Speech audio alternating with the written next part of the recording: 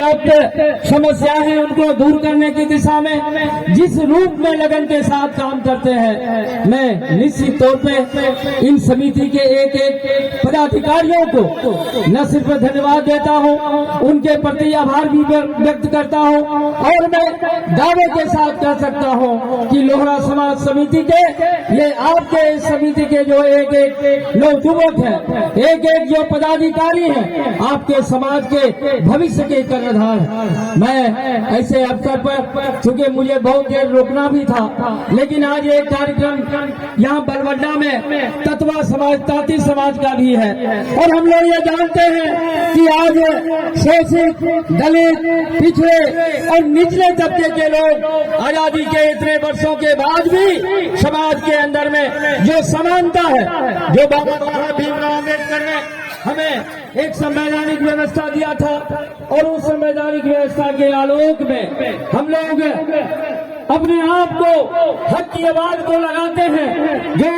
सरकार लाता है, सरकार के सामने अपनी मांग को रखते हैं, लेकिन कुछ हटकर्मी सरकार, कुछ वैसे सामंती विचार के अधिकारी होते हैं जो हमारे संवैधानिक हक और अधिकार को भी छीनने का काम करते हैं। मैं ये देख रहा हूँ कि पिछले 7, 8, 9 वर्षों से आपके समाज का जो जाति प्रमाण पत्र का मामला है, कई बार ऐसा होता है कि राज्य सरकार के द्वारा वहां से पत्र निर्गत किया जाता है और निचले स्तर के जो सीओ होते हैं, जो कर्मचारी होते हैं, वो कहीं न कहीं अड़ंगा लगाने का काम करते हैं। आज के दिन भी हम आजादी के इतने वर्षों में आज भी अपने ही लोगों के साथ हमें संघर्ष करना पड़ता है। यूं तो हमारे पूर्वजों को कितने हजार वर्षों तक संघर्ष झेलना पड़ा, जिल्लत झेलना पड़ा, समाज में कहीं न कहीं वो अपने आप को अपमानित झेलते रहे, लेकिन जब आजाद भारत में बाबा साहब भीमराव अम्बेडकर साहब ने जो हमें समाज में समरसता लाने के लिए, सामाजिक दूरी हटाने के लिए और समाज को एक सूत्र में बांधने के लिए जो हमें मौलिक अधिकार दिया, आज भी हम जूझते हैं, लड़ते हैं, संघर्ष करते हैं, लेकिन कुछ मनवादी तबके के जो सामंती विचारधारा के लोग गद्दी पर बैठे हैं, अधिकारी बन करके बैठे हैं, वो हमारे अधिकार का हनन करते हैं। मैं ऐसे अवसर पर एक एक जो अपने इस समाज के, जो हमारे नवयुवक हैं, जो हमारे एक समाज के कर्णधार हैं, हमारी माताएं बहनों हैं, तमाम लोगों से मैं ये विनम्र निवेदन और अपील करूंगा कि अपने समाज के उत्थान के लिए, अपने समाज में जो व्याप्त कुरीति है उसे दूर करने के लिए, समाज में समरसता लाने के लिए हमें एकजुट होना पड़ेगा। बाबा साहब भीमराव अम्बेडकर साहब का वह जो नारा है कि शिक्षित बनो, संगठित रहो और संघर्ष करो, हमें मूल रूप में अपने जीवन में उतारना होगा। अगर हम शिक्षित नहीं होते हैं तो हम अपने हक और अधिकार के बारे में नहीं जान पाते हैं, और अगर हम संगठित नहीं होते हैं तो आपका कहीं कोई मुराद नहीं होगा, आपकी बात को नहीं सुनेगा, और अगर हम संघर्ष नहीं करेंगे तो आपकी आवाज नहीं उठ पाएगी। इसलिए बाबा साहब भीमराव अम्बेडकर ने जो हमें नारा दिया है कि शिक्षित होना है, संगठित होना है, संघर्ष करना है, उसे अपने जीवन में, अपने समाज के उत्थान के लिए हमें अक्सर अपनाने की आवश्यकता है। हम लोग यह भी जानते हैं कि शिक्षा के अभाव में आज के दिन भी आप अपने समाज के अंदर में देखें, मैं तो जगह जगह जब देखता हूँ शोषित वंचित समाज के अंदर में, आदिवासी समाज के अंदर में, तो आज भी अज्ञानता के चलते उनके घर में भूत पिशाच लगता है, ओझा गुनी से वो ठीक कराते हैं, जबकि आज यह वैज्ञानिक युग हो गया। वैज्ञानिक युग में कहीं न कहीं पर आपको मरीज को डॉक्टर से इलाज कराना होगा, लेकिन आज गांव देहात में हम वैसे जमात और तबके के बीच में हम देखते हैं कि आज भी लोग पुरानी पद्धति के अनुसार से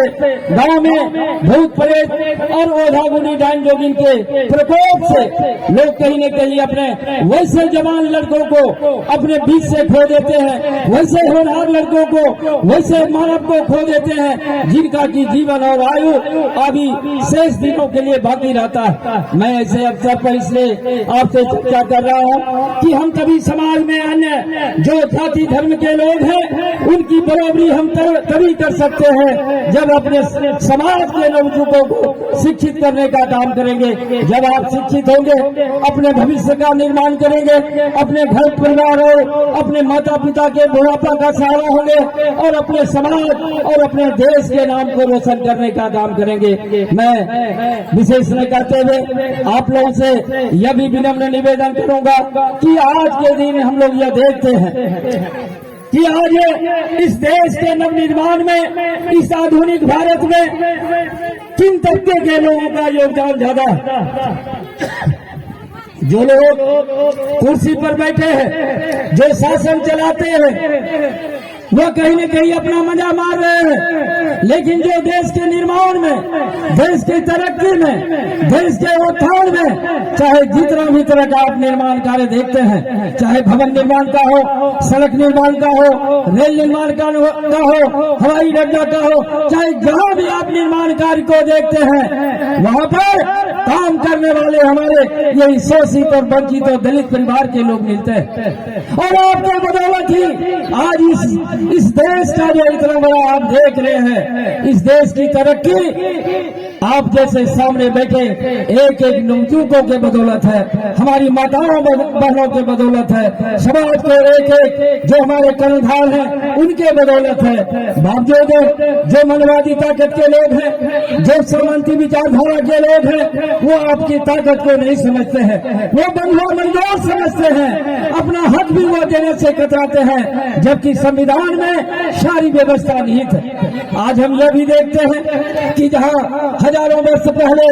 2-4 हजार वर्ष पहले अपने इस समाज के लोगों को, यानी हम लोग कहें कि ये जो 4 वर्ण है उसमें एक शूद्र जाति का है, और शूद्र जाति में अनेकों लोग तबके के लोग आते हैं। हालांकि आज के दिन में भी बहुत सारी भिन्नता है, लोग पिछड़ा वर्ग को अलग करते हैं, लोग देश को अलग करते हैं, या अलग अलग किस्म के लोग ST, SC, OBC, जबकि ये तीनों शूद्र वर्ण में आते हैं। और ये हम लोग जब इतिहास के पन्नों को उलटने का काम करते हैं तो 2-4 हजार वर्ष पहले आपको वैसे सामंती लोगों के सामने खड़ा होने का अधिकार नहीं था, बैठने का अधिकार नहीं था, चलने उसके घर के सामने से गुजरने का अधिकार नहीं था।